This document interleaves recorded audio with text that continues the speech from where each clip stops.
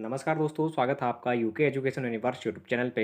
दोस्तों, उत्तराखंड एक संक्षिप्त अवलोकन हमारा चैप्टर चल रहा है, जिसमें आज हम सेकंड पार्ट लेकर आ चुके हैं। अगर आप लोग उत्तराखंड से संबंधित प्रतियोगी परीक्षाओं की यदि अगर तैयारी कर रहे हैं, तो दोस्तों हिंदी आपके 20 नंबर की उत्तराखंड की सभी प्रतियोगी परीक्षाओं में पूछी जाती है, चाहे वो यूके पीएससी के हो या फिर यूके ट्रिपल एससी के एग्जाम हो। वनडे एग्जाम में 20 नंबर की हिंदी लगातार देखने को अभी तक मिली है सिलेबस के अकॉर्डिंग। तो आप लोगों के लिए हिंदी की एक विशेष सीरीज है जो राजपाल सिंह सीरीज के रूप में देखने को मिल रही है। काफ़ी टाइम से यूके ट्रिपल एससी के हैं या फिर यूके पीएससी उस बुक को फॉलो कर रहा है। तो हमारी उसकी थ्योरी और एमसीक्यूज दोनों ही क्लासेस बनी हुई हैं, यानी कि अगर बात करें तो दोस्तों दोनों की अलग अलग से प्लेलिस्ट बनी हुई है। हमारे चैनल पे वीडियो पहले से अपलोडेड है। प्लेलिस्ट के लिंक मैं वीडियो के डिस्क्रिप्शन बॉक्स पर डाले रहता हूँ, आप लोग जाके वहाँ से उन हिंदी के सीरीज को देख सकते हैं।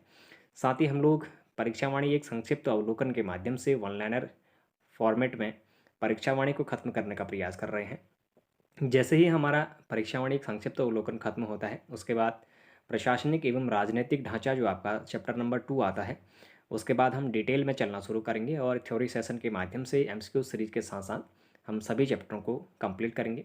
उसके बाद राजेंद्र सिंह बलौदी और अजय रावत की जो बुक है उसको भी बहुत जल्द खत्म करने का प्रयास, और हिस्ट्री विशेषकर आप लोग की कनिष्ठ सहायक का जो पेपर है उसको होने से पहले हम लोग कवर करवा देंगे।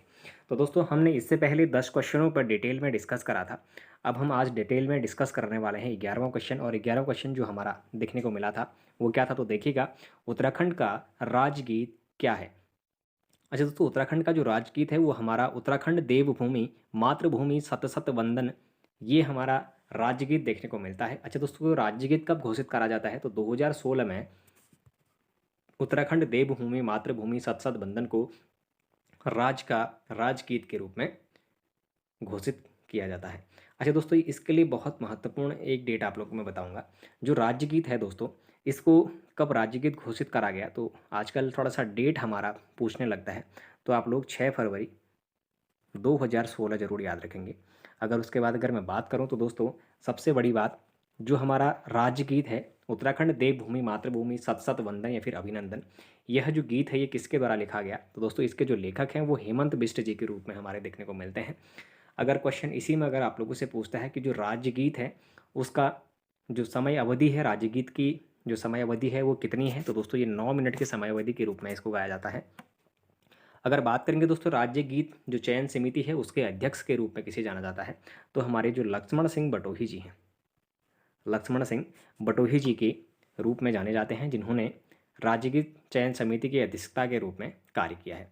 अगर बात करेंगे दोस्तों, राज्यगीत में जो आवाज़ है वो किस किस की देखने को मिलती है, तो ये बहुत इंपॉर्टेंट क्वेश्चन है, आप लोग इसको विशेष ध्यान दीजिएगा कि राज्यगीत जो हमारी उत्तराखंड देवभूमि मातृभूमि सत सत वंदन अभिनंदन जो गीत है उसके जो स्वर हैं, यानी कि उसकी जो आवाज़ है वो किसके द्वारा दी गई है, तो दोस्तों ये हमारे नरेंद्र नेगी जी, हमारे प्रसिद्ध लोक गायक के रूप में उन्हें जाना जाता है।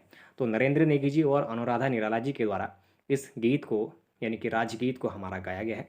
तो ऑप्शन जो हमारा बनता है, या फिर हम यूँ कहें उत्तराखंड राज्य का जो गीत है उससे रिलेटेड हमने जितने भी क्वेश्चंस थे या फिर जितने भी हमारे टॉपिक उसके अंदर से निकलते थे उन पर बात करी, चर्चा करी। अब हम बात करने वाले हैं राजकीय पुष्प ब्रह्म कमल का वैज्ञानिक नाम क्या है। तो दोस्तों, राज्य पुष्प जो हमारा क्या है, या फिर राजकीय पुष्प जो ब्रह्म कमल है उसका वैज्ञानिक नाम हमारा सोसोरिया अबवेलेटा है। इससे पहले जब हमने ब्रह्म कमल को पढ़ा था तो मैंने लगभग डिटेल में इसको खत्म कर दिया था। फिर देखिएगा, ब्रह्म कमल को महाभारत में या फिर महाभारत के वन पर्व में क्या कहा जाता है या फिर क्या कहा गया है, तो दोस्तों जो ब्रह्म कमल है उसको महाभारत के वन पर्व में हमारा सौगंधिक पुष्प के रूप में जाना गया है। अच्छा, प्राचीन नाम इसका क्या था, आप लोग मुझे कमेंट बॉक्स में जरूर बताएंगे। इससे पहली वाली वीडियो में मैंने आप लोगों को वो चीज़ बताई हुई थी। फिर देखिएगा, अगर उत्तराखंड में ब्रह्म कमल की कितनी प्रजातियां पाई जाती हैं, तो दोस्तों उत्तराखंड में इसकी 24 प्रजातियां देखने को मिलती हैं, और पूरे विश्व की बात करें तो दोस्तों 210 प्रजातियां देखने को मिलती हैं। इससे पहले वाली वीडियो में हमने डिटेल में इन चीज़ों के बारे में डिस्कस किया था। यदि अगर आप लोगों ने वो वीडियो नहीं देखी है तो उसकी अलग से एक प्लेलिस्ट बनी हुई है, आप लोग जाके वहाँ से देख सकते हैं। फिर अगर बात करेंगे तो देखिएगा, क्वेश्चन नंबर जो हमारा 15 है, उत्तराखंड में किस स्थान पर ब्रह्म कमल बहुतायत में पाया जाता है। तो दोस्तों जो फूलों की घाटी है, फूलों की घाटी में उत्तराखंड में जो ब्रह्म कमल है वो बहुतायत देखने को मिलता है। केदार घाटी, पिंडारी ग्लेशियर वगैरह में भी ये अधिकतर देखने को मिलता है, लेकिन बहुतायत जो अधिकतर मात्रा में अगर बात करेंगे तो फूलों की घाटी में ये अधिकतर मात्रा में देखने को मिलता है। अगर फिर बात करें क्वेश्चन नंबर 16 की, तो क्या बोलता है कि ब्रह्मकमल पुष्प के खिलने का समय क्या है। अच्छा दोस्तों, इससे पहले भी हमने ब्रह्मकमल के खिलने का समय के बारे में डिस्कस किया था। जुलाई से लेकर सितंबर तक इसके खिलने का माह रहता है। और वहीं अगर मैंने बुरांस की भी बात करी थी, तो दोस्तों बुरांस का जो खिलने का समय है वो हमारा फरवरी से अप्रैल मंथ के बीच में देखने को मिलता है। फिर देखिएगा, उत्तराखंड के राज्य पशु कस्तूरी मृग का वैज्ञानिक नाम है। अच्छा दोस्तों, इससे पहले क्या ये सभी क्वेश्चन हमारे आ चुके हैं? जी बिल्कुल आ चुके हैं, डिटेल में हमने इससे पहले इसके बारे में बात करी थी। तो उत्तराखंड राज्य का जो पशु है कस्तूरी मृग, इसका जो वैज्ञानिक नाम है वो मास्कस काइसोगास्टर के रूप में जाना जाता है। कस्तूरी केवल नर मृग से प्राप्त किया जाता है, और वह भी एक बार में केवल कितना ग्राम प्राप्त होता है। तो इससे पहले वाली जो वीडियो है उसमें हमने ये भी डिस्कस किया था दोस्तों, 3-3 साल के अंतराल में इसको निकाला जाता है, और ये केवल नर मृग से ही निकाला जाता है।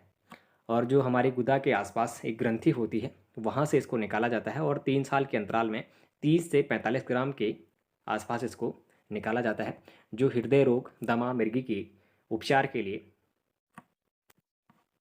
फेमस या फिर इसको माना जाता है। अगर वहीं बात करेंगे दोस्तों कि हमारा जो क्वेश्चन नंबर 19 है, राज्य में कस्तूरी मृग के संवर्धन के लिए सर्वप्रथम प्रयास कब किया गया। अच्छा दोस्तों, जो हमारा कस्तूरी मृग है इसके संवर्धन कहने का मतलब है अवैध शिकार से इसको बचाने के लिए इससे सबसे पहला जो प्रयास था वो हमारा 1972 से इसका संरक्षण किया गया था। कहाँ से करा गया? तो दोस्तों ये हमारा केदारनाथ वन्यजीव विहार से करा जाता है। अगर मैं बात करूं दोस्तों केदारनाथ वन्यजीव विहार की, तो अधिकतर जो बच्चे हैं वो केदारनाथ वन्यजीव विहार को रुद्रप्रयाग में समझते हैं। लेकिन मैं आप लोगों को अगर बताऊं तो जो आपका केदारनाथ वन्यजीव विहार है ये चमोली प्लस रुद्रप्रयाग जनपदों के मध्य में पड़ता है।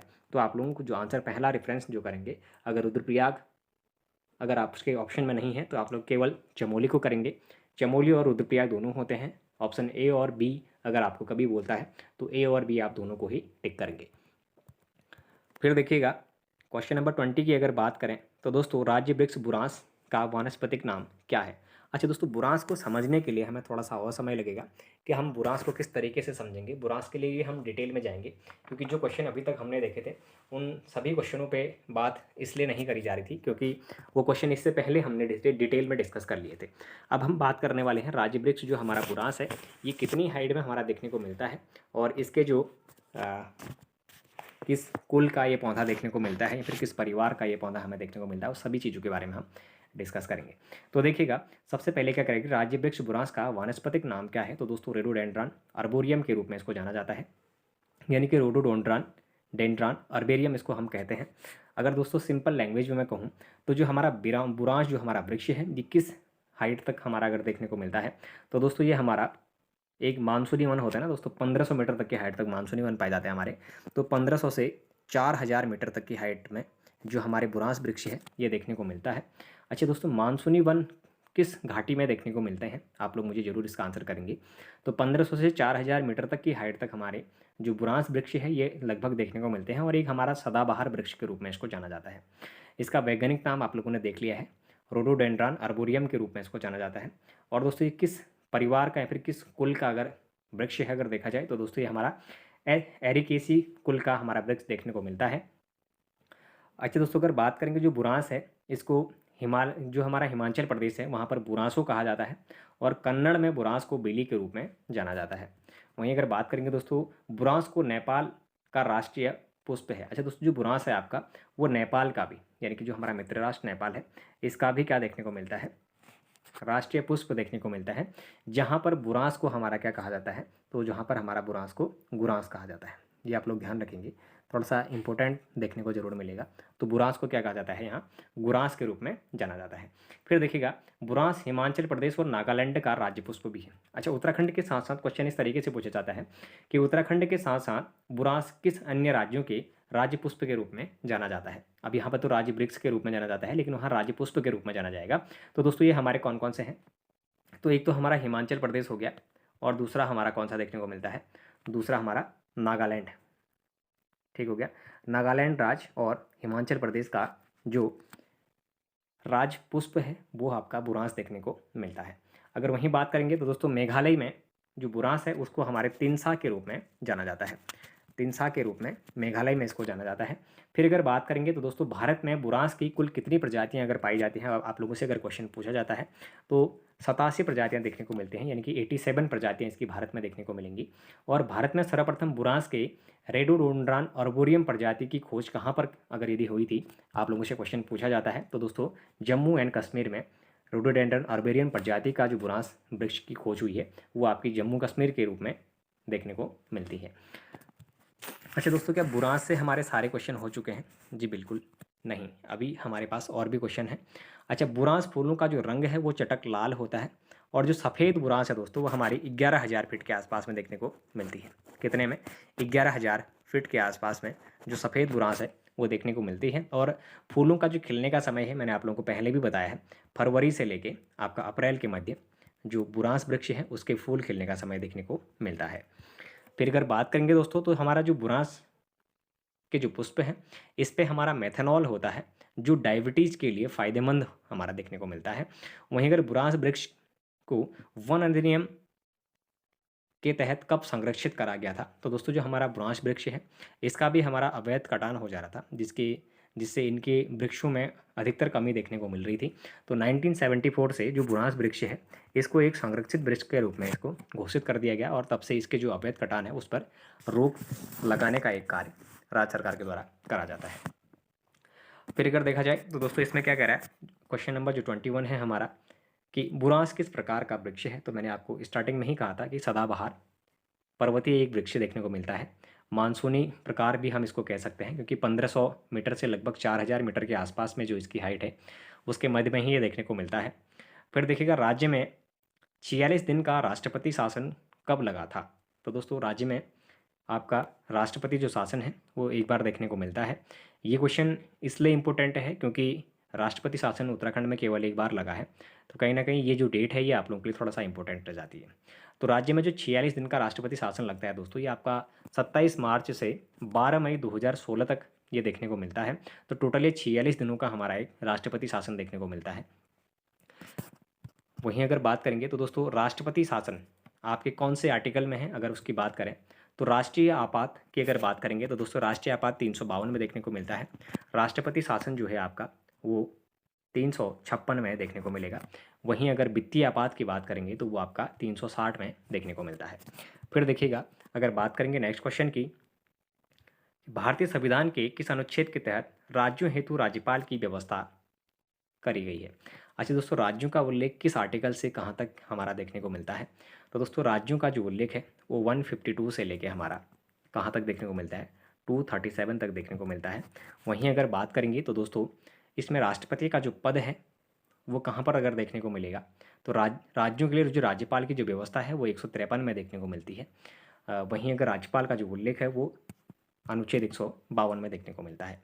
फिर देखिएगा, प्रथम विधानसभा भवन कहाँ है। तो दोस्तों जो हमारा प्रथम विधानसभा भवन है ये देहरादून में हमारा देखने को मिलता है। कब से देखने को मिलता है, तो जब राज्य का गठन हुआ था तब से ही हमारा देहरादून में विधानसभा भवन देखने को मिलता है, और एक शीतकालीन राजधानी के रूप में भी अब इसको जाना जाने लगा है। अच्छा, द्वितीय अगर बात करेंगे हमारा जो विधानसभा भवन है तो वो कहाँ पर है। तो दोस्तों ये हमारा द्वितीय जो विधानसभा भवन है ये हमारा भराड़ीसैंण यानी कि गैरसैंण चमोली में ग्रीष्मकालीन राजधानी के रूप में भी इसको अब जाना जाने लगा है। फिर अगर बात करेंगे देहरादून में प्रथम विधानसभा सत्र कब से शुरू हुआ था। तो दोस्तों जो देहरादून हमारा विधानसभा भवन जो है वहाँ पर जो पहला विधानसभा सत्र है वो कब से शुरू किया गया, आप लोगों के लिए क्वेश्चन है। तो 9 जनवरी 2001 से वहाँ पर क्या करी जाती है, विधानसभा का जो सत्र है उसको सत्रावसान करा जाता है। फिर देखिएगा, अंतरिम विधानसभा का गठन कब किया गया था। तो दोस्तों जो अंतरिम विधानसभा का गठन है वो 9 नवंबर 2000 को करा जाता है। 30 सदस्यों की उपस्थिति इसमें देखने को मिलती है। अब दोस्तों जिस समय राज्य का गठन हुआ था तो उस समय आपकी 22+9 सीटें देखने को मिली थी। अच्छा, 22+9 सीटों में 22 तो आपकी विधानसभा की सीटें थी और 9 सीटें जो थी आपकी वो विधान परिषद की देखने को मिल रही थी। अगर टोटल को अगर हम काउंट करेंगे तो ये 31 सीट्स हमारी होती हैं, लेकिन इनमें से एक जो सदस्य है उनका कार्यकाल पूर्ण होने के कारण 30 सदस्यों में ही उत्तराखंड राज्य की जो है वो स्थापना करी जाती है, और वहीं और जो अंतरिम विधानसभा है उसका गठन कर दिया जाता है। और 9 नवंबर 2000 को 30 सदस्यों को सम्मिलित करने के बाद अंतरिम विधानसभा का गठन कर दिया जाता है।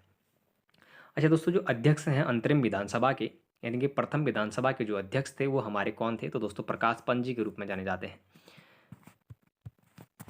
क्वेश्चन नंबर अगर 27 को देखें तो विधानसभा की वेबसाइट शुरू हुई। अच्छा दोस्तों, देश में प्रथम विधानसभा की वेबसाइट शुरू करने वाला जो हमारा राज्य है ये उत्तराखंड के रूप में देखने को मिलता है।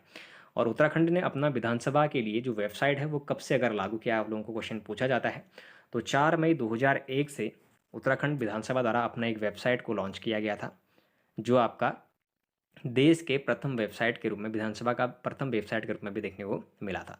तो आप लोग डेट जरूर याद रखेंगे, 4 मई 2001। फिर बात करते हैं राज्य गठन से पूर्व इस क्षेत्र में कितनी विधानसभा सीटें थी। अच्छा दोस्तों, विधानसभा की सीटें मैं आपको इससे पहले भी बता चुका हूँ कि राज्य गठन से पूर्व कितनी विधानसभा सीटें उत्तराखंड में थी। तो दोस्तों हमारे कितनी सीटें देखने को मिलती थी, 22 सीटें हमारी विधानसभा की थी, प्लस 9 सीटें जो थी वो हमारी विधान परिषद की थी। लेकिन जिस समय राज्य का गठन हुआ था तो उस समय एक का कार्यकाल पूरा होने के कारण 30 सदस्यों से ही विधानसभा की जो स्थापना है वो करी गई थी। अच्छा दोस्तों, वर्तमान में अगर देखा जाए तो कितनी सीटें विधानसभा की देखने को मिलती हैं, तो दोस्तों 70 सीटें देखने को मिलती हैं। 70 प्लस 1 बीच में देखने को मिलती थी। इससे पहले हम लोग 70 प्लस 1 एक एंग्लो इंडियन को भी इसमें सम्मिलित करते थे, परंतु अभी वो जो सीट है उसको हटा दिया गया है। तो वर्तमान में जो आपकी विधानसभा की सीटें हैं वो केवल आपकी 70 सीटें देखने को मिलती हैं। आगामी एग्जामों में आप लोगों से क्वेश्चन जरूर पूछा जाएगा, क्योंकि जो एंग्लो इंडियन है उसको हटा दिया गया है। तो हटाने के बाद कितनी सीटें हैं, तो पहले की भांति आप लोग 71 ना करके 70 करेंगे, ये आप लोग थोड़ा सा ध्यान रखिएगा। अच्छा, इन 70 सीटों में से 13 सीट एससी के लिए और 2 सीट एसटी के लिए हमारी रिजर्व है। ठीक हो गया। आरक्षित जो सीटें हैं वो आपकी किस किस के लिए देखने को मिलती हैं, तो 13 सीटें जो हैं वो एससी के लिए देखने को मिलती हैं, और वहीं बात करेंगे तो 2 सीटें जो हैं हमारी वो एसटी के लिए हमारी आरक्षित देखने को मिलती हैं। फिर देखिएगा, अगर बात करें दोस्तों, जो 13 सीटें आपकी एससी के लिए आरक्षित हैं तो वो कहाँ कहाँ पर है, अगर बात करें तो 3 सीटें तो हमारे हरिद्वार में देखने को मिलती हैं, तथा एक एक सीटें देहरादून है, उधम सिंह नगर, उत्तरकाशी, टिहरी, पौड़ी, चमोली, नैनीताल, अल्मोड़ा, बागेश्वर और पिथौरागढ़ जनपद में देखने को मिलती हैं। वहीं एसटी के लिए जो 2 सीटें हैं, अगर उनको देखा जाए तो एसटी के लिए जो 2 सीटें हैं, एक तो हमारी चक्राता देहरादून में देखने को मिलती है और दूसरी नानक मत्ता उधम सिंह नगर की सीटें देखने को मिलती हैं। फिर देखिएगा, अगर बात करेंगे दोस्तों हम कि जो आपका 2008 के परिसीमन के बाद 6 विधानसभा सीटों को कि जो मैदानी क्षेत्र में सृजित हुई, तो वो कौन कौन सी हैं, क्योंकि इससे पहले ये हमारे पर्वतीय जो ज़िले हैं उनमें देखने को मिलती थी। जैसे पिथौरागढ़ का कनाली छीना था, उसको जब हटाया गया तो कहीं ना कहीं एक जो सीट है वो मैदानी ज़िलों को दिया गया। तो उसमें क्या करा गया कि 2008 में जो परिसीमन हुआ उसके बाद जो 6 विधानसभा की सीटें थी वो मैदानी क्षेत्रों में हमारी सृजित करी गई थी। तो कौन कौन सी थी, एक तो हमारी रायपुर देहरादून होगी, दूसरा लाल कुआं नैनीताल का था, तीसरा किच्छा व नानकमत्ता यूएस नगर, उसके बाद भेल व हरिद्वार ग्रामीण हरिद्वार के लिए ये जो 6 सीटें थी हमारी ये आवंटित करी गई थी। अच्छा दोस्तों, आप लोगों से क्वेश्चन करता है कि जो प्रथम विधानसभा चुनाव में विजयी महिलाएं कितनी थी। अच्छा दोस्तों, ये तो हम लोग देख लेंगे। तो प्रथम हमारा क्या था, विधानसभा चुनाव था ये, इसमें हमारी जो महिलाएं थी वो 4 हमारी विजयी थी। दूसरे में भी हमारी 4 देखने को मिलती हैं, तीसरे में 5, चौथे में 5, और लेकिन पाँचवें में 8 देखने को मिलती है। अच्छा, अब कैसे याद करेंगे, पहला दूसरा तो आप 4 याद कर लेंगे, तीसरा चौथा 5 और पाँचवा आप डायरेक्ट 8 याद कर लेंगे। ठीक हो गया। अच्छा, अगर मैं बात करूँ इसमें तो जो हमारा विधानसभा के जो चुनाव हुए थे, जो उनकी गठन हुई थी, अगर मैं बात करूं जो विधानसभा हमारी गठित हुई थी, तो पहली जो विधानसभा गठित हुई थी हमारी, फिर विधानसभा का जो चुनाव हुआ था वो आपका 14 फरवरी 2002 को हुआ था। ये डेट थोड़ा सा इंपॉर्टेंट रहते हैं, आप लोग जरूर देखिएगा। पहली जो विधानसभा है वो आपकी 14 फरवरी 2002 को देखने को मिलती है। दूसरी जो विधानसभा है वो हमारी 14 से 15 मार्च 2002 को देखने को मिलती है। ठीक हो गया। प्रथम विधानसभा चुनाव का जो गठन है वो 14 फरवरी 2002 व 14 से 15 मार्च 2002, यानी कि कहने का मतलब ये है कि आपके जो 14 फरवरी को आपके चुनाव हुए थे और 14 से 15 मार्च 2002 को इसके क्या कर दिए गए थे, रिजल्ट घोषित कर दिए गए थे। ठीक हो गया। वहीं अगर बात करेंगे दोस्तों, ये जो डेट है आप लोगों के लिए थोड़ा सा इंपॉर्टेंट रहेगी, क्योंकि पहली वाली जो डेट है तो ये पूछी जाती है, तो इसलिए मैं आपको पहली डेट बता रहा हूँ। उसके बाद देखिएगा कि जो विधानसभा में कुल सुरक्षित जो सीटें हैं आपकी, तब सुरक्षित कहने का मतलब आरक्षित जो सीटें हैं सुरक्षित के रूप में प्रयोग उसके लिए करा गया है। तो अगर बात करेंगे विधानसभा में जो कुल सुरक्षित सीटें हैं तो आपकी 15 सीटें सुरक्षित हैं। अच्छा, उन 15 सीटों में जो सुरक्षित सीटों में से 13 सीट तो आपकी एससी के लिए हैं और 2 जो सीटें हैं वो आपकी एसटी कैटेगरी के लिए हैं। इससे पहले मैं आपको बता चुका हूँ कि कौन कौन सी सीटें आपकी एससी के लिए हैं और कौन कौन सी सीटें आपकी एसटी के लिए इसमें देखने को मिलती हैं। अच्छा, एससी की जो सीटें हैं वो 3 आपके हरिद्वार में देखने को मिलेंगी, बाकी सभी जनपदों में एक एक सीट हमारी देखने को मिलती है। फिर अगर बात करेंगे एसटी के लिए जो आरक्षित सीट है तो वो कौन सी सीट हमारी देखने को मिलती है, तो चकराता, देहरादून और नानकमता उधम सिंह नगर के रूप में हमने इससे पहले डिस्कस कर लिया है। फिर देखिएगा सर्वाधिक विधानसभा क्षेत्र कहाँ पर है, तो दोस्तों सर्वाधिक जो विधानसभा क्षेत्र है वो हमारा जो विधानसभा की सीटें हैं सर्वाधिक तो हरिद्वार जनपद में देखने को मिलती हैं। यहाँ पर 11 सीटें हमारी हरिद्वार जनपद में देखने को मिलती हैं जो विधानसभा के लिए हमारी आरक्षित हैं। और वहीं अगर बात करेंगे तो बागेश्वर और चंपावत में केवल 2-2 ही विधानसभा की सीटें देखने को मिलती हैं। अगर बात करें राज्य में लोकसभा की कुल कितनी सीटें हैं, तो दोस्तों राज्य में जो लोकसभा की कुल सीटें हमारी देखने को मिलती हैं तो वह आपके 5 सीटें देखने को मिलती हैं। अच्छा, वो 5 सीटें हमारी कौन कौन सी हैं अगर बात करें तो दोस्तों पौड़ी गढ़वाल है, दूसरा आपका टिहरी गढ़वाल है, तीसरी अगर बात करेंगे तो हरिद्वार है, चौथा आपका अल्मोड़ा और पाँचवा आपका नैनीताल के रूप में देखने को मिलता है। फिर देखिएगा क्वेश्चन नंबर का 34 की बात करें तो क्षेत्रफल की दृष्टि से सबसे छोटा लेकिन मतदाताओं की दृष्टि से सबसे बड़ा लोकसभा क्षेत्र कौन सा है। अच्छा दोस्तों, अगर बात करेंगे तो क्षेत्रफल की दृष्टि से क्या कह रहा है, क्षेत्रफल की दृष्टि से सबसे छोटा लेकिन मतदाताओं की दृष्टि से सबसे बड़ा जो हमारा क्या है लोकसभा क्षेत्र है, तो ये हमारा हरिद्वार के रूप में देखने को मिलता है।